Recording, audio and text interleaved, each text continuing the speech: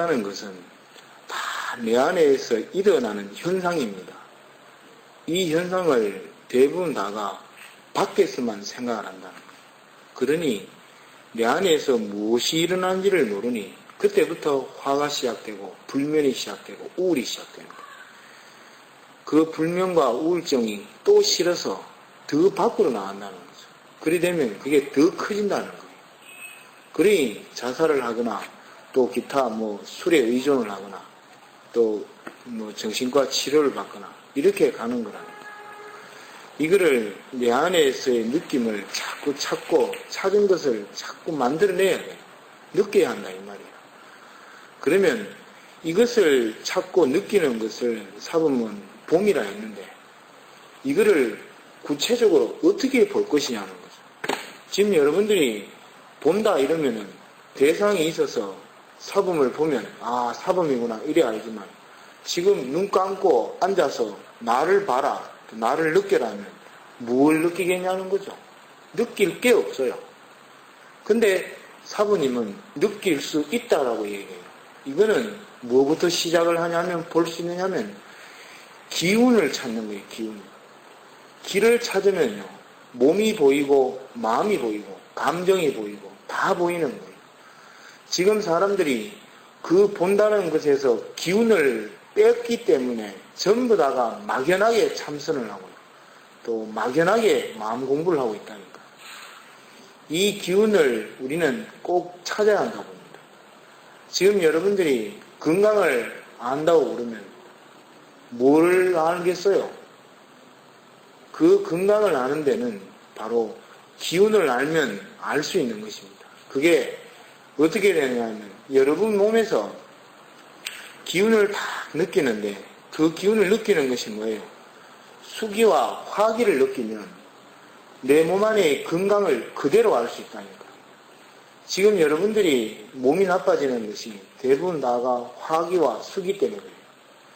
감정이 상하면 화가 위로 싹 뜨게 됩니다. 그러면 그 뜬 기운이 어찌 돼요?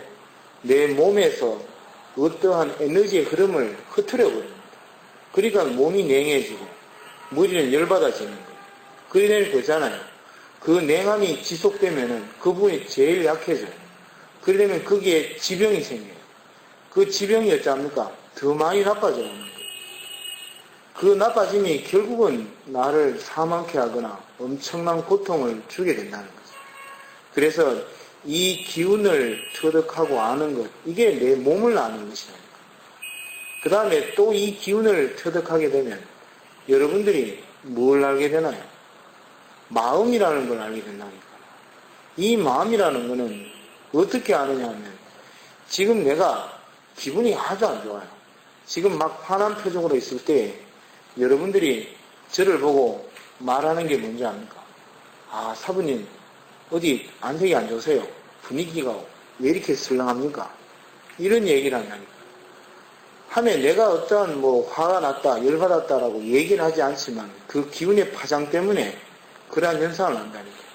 그런 반면에 아주 즐겁고 행복하게 웃고 있으면 여러분들이 저한테 하는 말이 사부님 무슨 좋은 일이 있으세요? 기분이 좋아 보입니다. 이렇게 얘기합니다.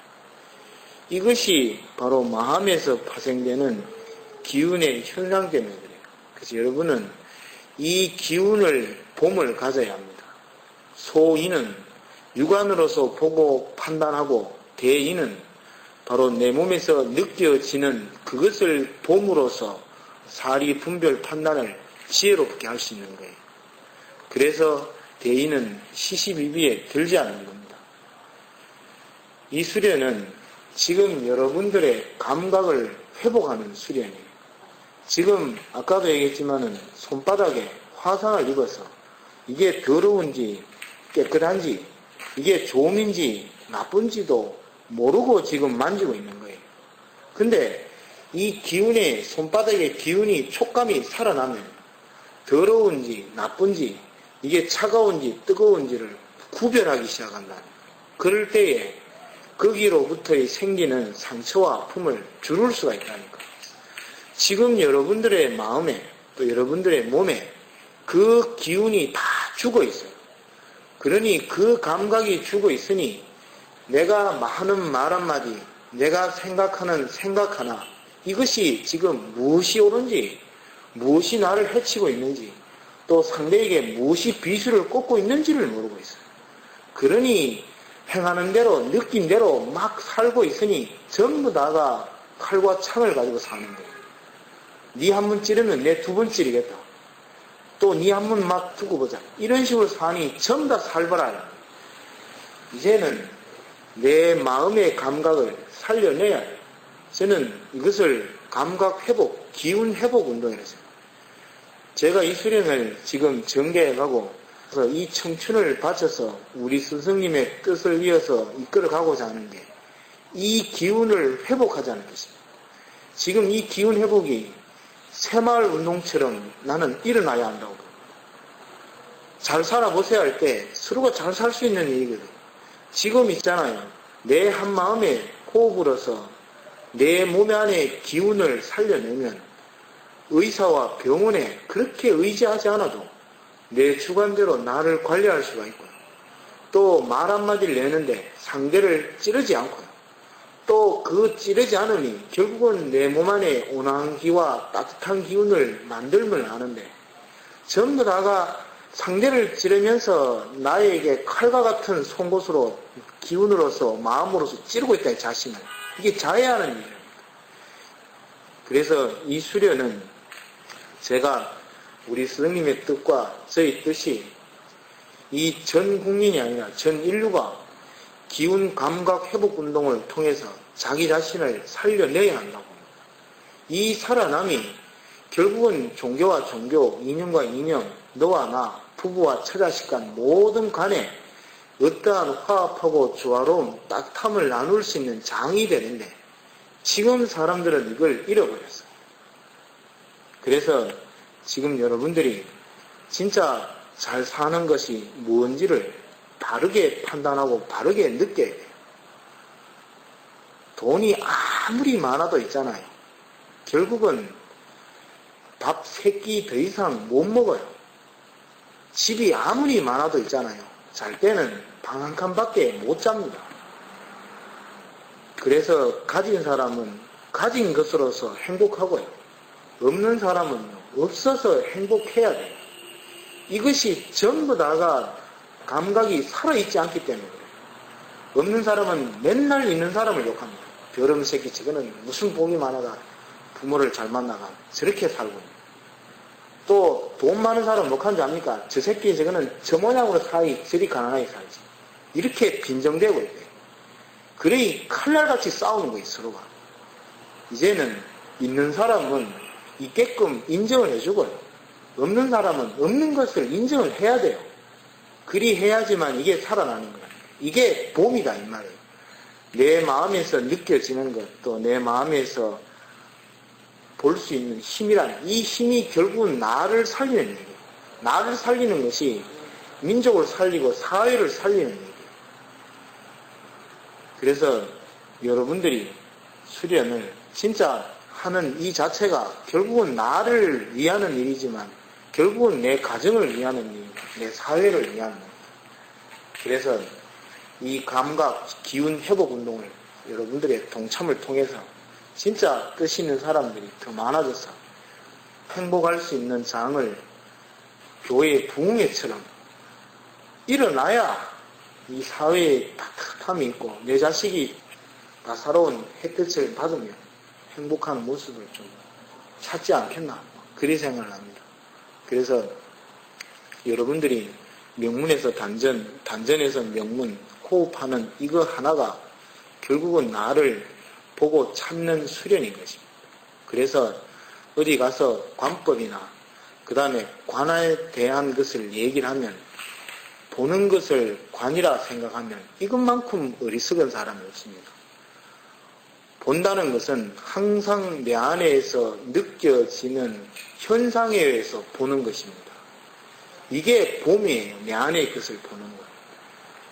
아까도 여기에 앞에서 얘기했지만 무슨 얘기가 나오던가요? 장미꽃이 참 아름답습니다. 참 아름다운 장미가 피었다 이 말이에요.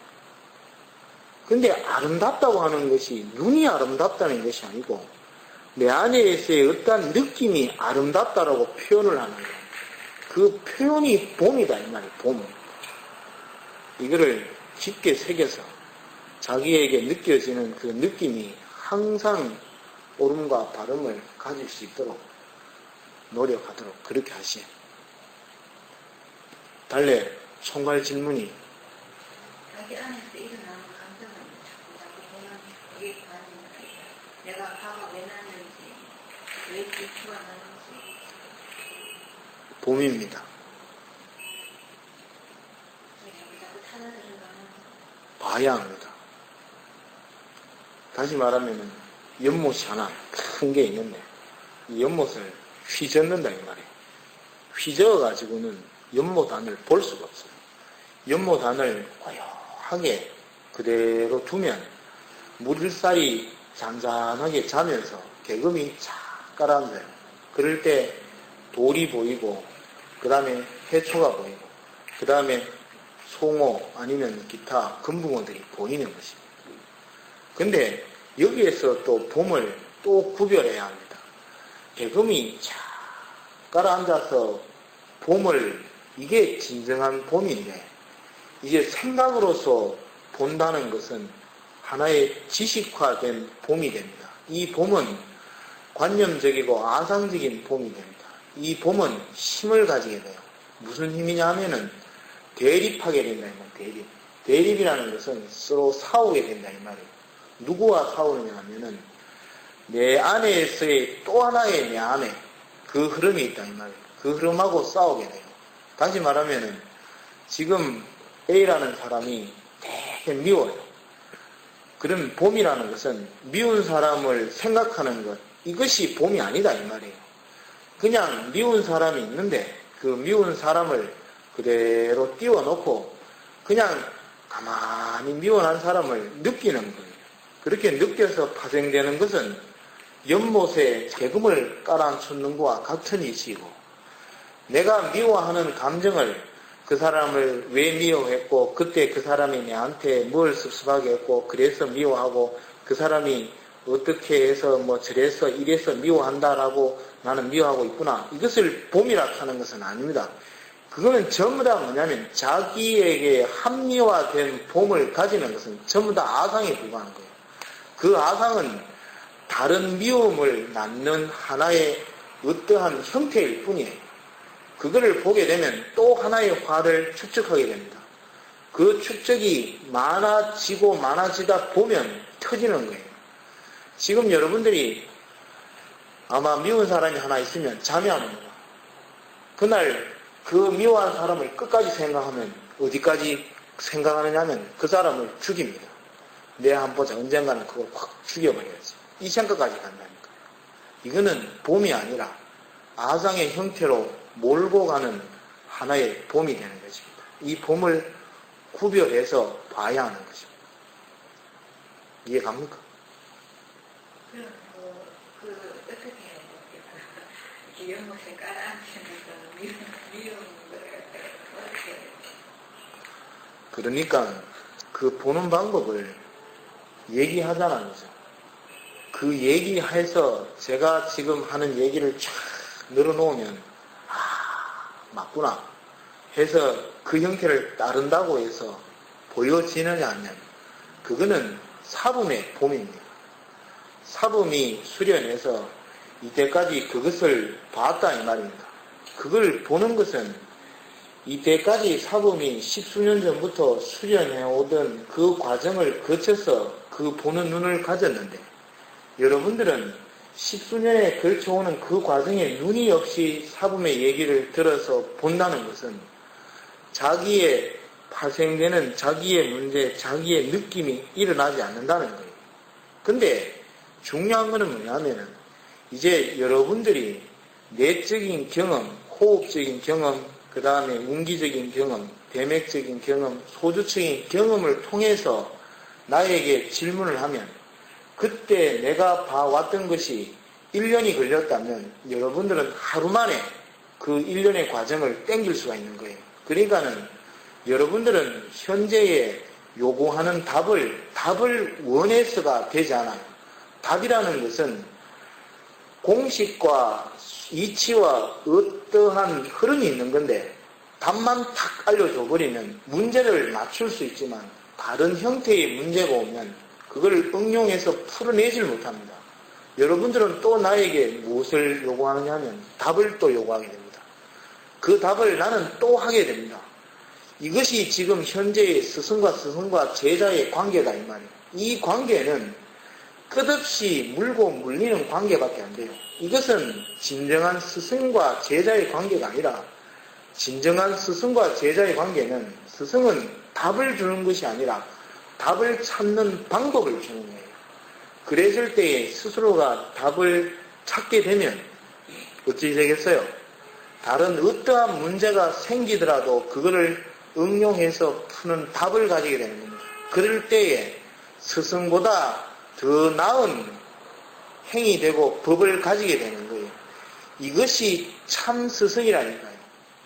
요즘의 스승은 이름을 바꾸고 도복을 갈아입혀서 나의 문중으로 나의 제자로 무조건 숙이게 들어와서 맹목적인 하나의 어떤 충신, 쉽게 말하면 따름을 가지는 것이 진정한 스승과 제자라 생각하지만 저는 그렇게 보지 않아요. 지금 여러분들이 바로 수련한다는 자체가 결국은 나의 방법과 나의 느낌을 따르고 있지만 그 따름을 통해서 내보다 더 나은 수련과 더 나은 법과 더 나은 진리를 가져야 됩니다. 이거를 가질 때에만이 나는 현 시대에서 바른 씨앗을 또 옳은 씨앗을 길러내고 싹을 틔우게 한 거예요. 만약에 그것이 안 되면 나는 내 싹으로서 나의 존재 하나의 씨앗 열매로서 끝나는 일이에요. 그래서 여러분들에게 답을 주기보다 답을 찾을 수 있는 방법과 행을 가게 되는 겁니다. 오늘 아침에 우리 회원하는 분이 사부님한테 묻기를 그러면 불가에서 얘기하는 계율과 법을 충분히 따르면 그렇게 될 수 있습니까? 이렇게 물었어요. 나는 이 지금 회원님들이 계율과 법을 왜곡되게 하였다는 것이 가슴이 아파요. 이게 왜 그러냐면 지금 기독교나 불교나 이 흐름들이 계율이 철저하게 있어요. 그 계율을 따르는 것은 언제냐 하면 비유적으로 얘기하면 송아지 한 마리가 있다는 말이에요. 이 송아지가 그대로 두면 지 혼자 뛰어다니고 들판으로 막 가고 싶은데 가다가 다치게 된다 이 말이에요. 가시밭도 있을 것이고 낭떠러지도 있을 것이고 또 뭐 다른 웅덩이도 있을 것이다 이 말이에요. 그런데 그 송아지를 보호해야 한다 이 말이에요. 그것이 계율이에요. 계율. 그 계율이 그 송아지를 보호하는 울타리와 같게 된다는 거예요. 그랬는데 이 울타리가 참 좋은 울타리 역할을 하는데 이 울타리가 그때부터 또 모순이 되어버렸어요. 언제까지? 송아지가 어찌합니까? 낭떠러지를 알고 웅덩이를 알고 가시밭길을 알 수 있는 근본을 터득하게 해줬으면 그때부터 울타리를 걷어야 합니다. 아시겠나요? 그리해야지만이 그 송아지가 다 어른소가 되어서 더 많은 경험과 더 나음의 깨달음, 더 나은 경지로 갈 수가 있는데 현재의 종교들은 그 울타리를 그 송아지가 자라서 어른소가 되고 다 넓어 죽어가고 있는데도 울타리를 비시킨다 이 말이에요. 그러니 그 소가 울타리 안에서 맨날 똑같은 방법과 똑같은 이치로만 돌다가 끝나는 거예요. 이 돌미 얼마나 어리석은 일인가요? 울타리는 언제까지 필요하냐면 송아지가 그 흐름을 경험하고 느끼고 알 수 있는 근본까지만 필요한 것입니다. 그때부터는 울타리를 걷게 해줘야 합니다. 이게 스승이고 지도자라는 거예요. 지금 우리의 스승과 지도자들은 계속해서 울타리를 유지시키기만 했어요.